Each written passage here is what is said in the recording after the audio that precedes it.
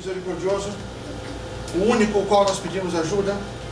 Louvo a Allah subhanahu wa ta'ala e peço sua proteção contra todos os males que possam ocorrer comigo e contra todos os males que possam ser resultados das minhas próprias ações.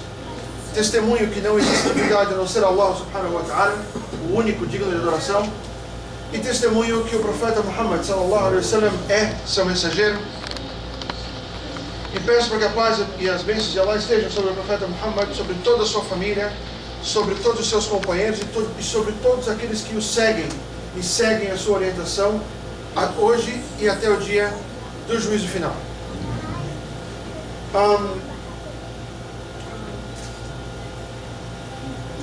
Para quem não me conhece, meu nome é Ali Dashkar, eu sou de São Paulo e eu fui companheiro do Sheikh Ahmed Mazloum na Arábia Saudita. Nós estudamos juntos na Arábia Saudita. Ele estudava e eu cortava o cabelo dele. Eu era barbeiro dele, barbeiro particular dele. Nós éramos muito amigos desde então, mas fazia muitos anos que nós não nos víamos e viemos nos reencontrar aqui, desde que ele foi para Foz, que saiu de São Paulo, etc. Uma grande pessoa, um grande sheikh. Sem dúvida, dos alunos brasileiros que tinham na Arábia Saudita, era de longe o mais sério e o mais estudioso. Um dos que mais decoravam o Corão Sagrado e um dos mais aplicados no estudo. E hoje é uma pessoa a qual, pelo que eu percebo, pelo que eu vejo, são das pessoas que nós devemos seguir as opiniões e são das pessoas que nós devemos respeitar muitíssimo. E isso que eu estou fazendo é da Sunnah, é lembrar as pessoas que nós conhecemos pelas melhores características delas. Claro que ele é meio chato também, mas isso a gente não lembra, né? Mas lembrar os irmãos, para os irmãos, das qualidades dos irmãos, é Sunnah. Faz parte da Sunnah do profeta Muhammad sallallahu alaihi wasallam, porque existe uma coisa que falta muito hoje em dia entre nós, uma coisa que em árabe chamamos de mahabba. Mahabba. O ato do amor entre os irmãos.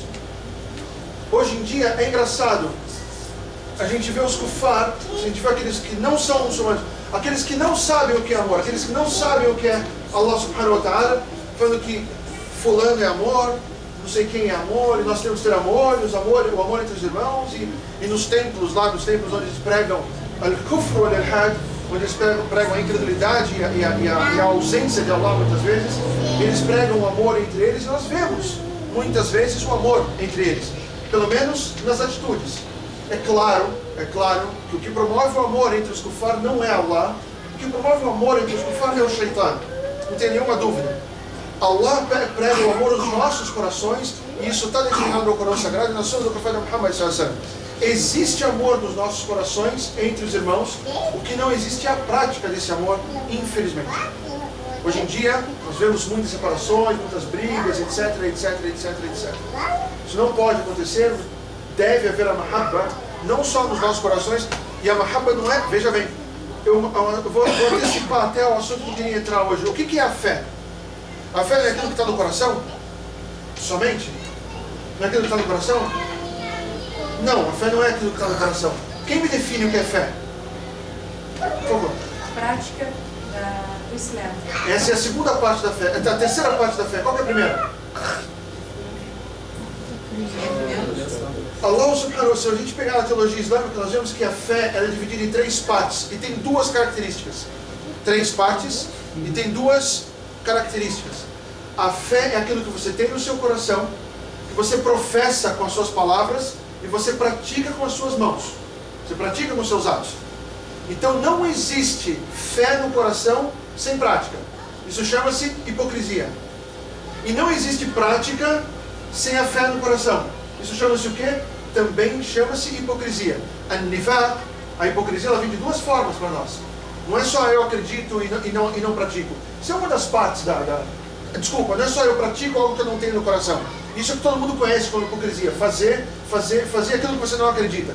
Isso é uma parte, é um tipo de hipocrisia. A outra hipocrisia que também acontece é aquela pessoa, não, eu tenho muita fé. E quantos nós não ouvimos falar assim, dos nossos irmãos muçulmanos? Não, eu tenho muita fé. Inshallah, olha, muita fé. Mas você não reza? Não precisa, eu tenho fé. Eu também não preciso fazer jejum, eu não preciso de salat de Jum'ah, eu não preciso ler o Corão. Por quê? Porque minha fé está aqui. isso também é um tipo de hipocrisia. A fé que está aqui, ela tem que ser externada. Por isso, quem me traduz o significado de shahada? Shahadatu an la ilaha illallah wa shahadat anna Muhammadan Rasulullah. Shahada, o que significa shahada? As pessoas testemunham. Não. O que significa quando Allah subhanahu wa ta'ala diz no Coran Alimu al-ghaybi wa shahada? O que significa? Ele é o sábio, ele é o conhecedor do ghaib, daquilo que está escondido, e da shahada, aquilo que está exteriorizado, aquilo que é externo. Quando Allah subhanahu wa ta'ala fala Alimu al-ghayb, é aquilo que está dentro do seu coração que ninguém vê. O alimu kamanju Alimu al-shahada. Ele é conhecedor daquilo que você exterioriza, daquilo que você põe para fora. E isso chama shahadat an la ilaha illallah. O que significa shahadat an la ilaha illallah? Exteriorizar la ilaha illallah, que é aquilo que você tem no coração. Como que você exterioriza la ilaha illallah? Não existe divindade digna de ser adorada a não ser Allah subhanahu wa ta'ala. Como que você exterioriza? Falando para as pessoas, eu sou muçulmano. Falando para as pessoas, não existe divindade a não ser Allah. Fazendo da'wah, divulgando o Islam, falando para as pessoas. E você está errado, não se adora Jesus. E você fala, a gente está acostumado. Porque innamal mu'minuna ikhwa, né? Os crentes em Allah subhanahu wa ta'ala, esses são os irmãos. Não existe irmandade fora do Islã. Mas desculpa, eu estou entre irmãos, acabo falando de mas já está errado. Mas enfim, quando você pega aquela pessoa que não acredita no Islã e fala, meu amigo, la ilaha illallah, não existe divindade digna de ser adorada a não ser Allah. Não existe outra a ser adorada a não ser Allah. Existe um livro chamado Coran. Não adore a outros que não Allah. O profeta Muhammad nada mais é do que um profeta. Jesus nada mais é do que um profeta. Isso tudo é o que? A exteriorização daquilo que você já tem aqui dentro, que é o quê? La ilaha illallah. Você exterioriza, falando para as pessoas. E outra forma de exteriorizar é praticando. Allah subhanahu wa ta'ala fala em inúmeras partes do Corão, Inna alladhina amanu wa amilu as-salihat. Esses terão o paraíso, aqueles que creem e praticam as-salihat. Salihat é o plural de salihat. Nesse caso, a'mal as-salihat, ou seja, as obras as-salihat, as obras virtuosas. E quais obras são as virtuosas? São aquelas que são descritas no Coran e na Sunna do profeta Muhammad sallallahu alaihi wasallam. Todas as obras que você precisa para a sua vida, para que elas sejam virtuosas, que vão te introduzir no paraíso e vão te deixar longe do inferno e longe do kufr, são aquelas que estão no Coran e na Sunna do profeta Muhammad sallallahu alaihi wasallam. Bidalil, qual é a prova? O profeta Muhammad sallallahu alaihi wasallam foi claro nisso. O profeta Muhammad sallallahu alaihi wasallam, que ele diz, não existe nada. Preste atenção e creiam nas palavras do profeta Muhammad sallallahu alaihi wasallam. Preste atenção e acreditem naquilo que o profeta Muhammad sallallahu alaihi wasallam fala com o coração e com as obras. O que ele fala? Não existe nada, preste atenção, nada, que vos aproxime do paraíso e que vos distancie do inferno sem que eu não vos tenha dado. Percebem?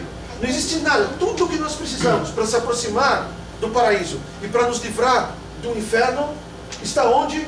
Naquilo que o profeta Muhammad sallallahu alaihi wasallam trouxe. Como ele mesmo diz, não existe nada que vos aproxime do paraíso e que distancie vocês do inferno sem que eu não tenha trazido para vocês.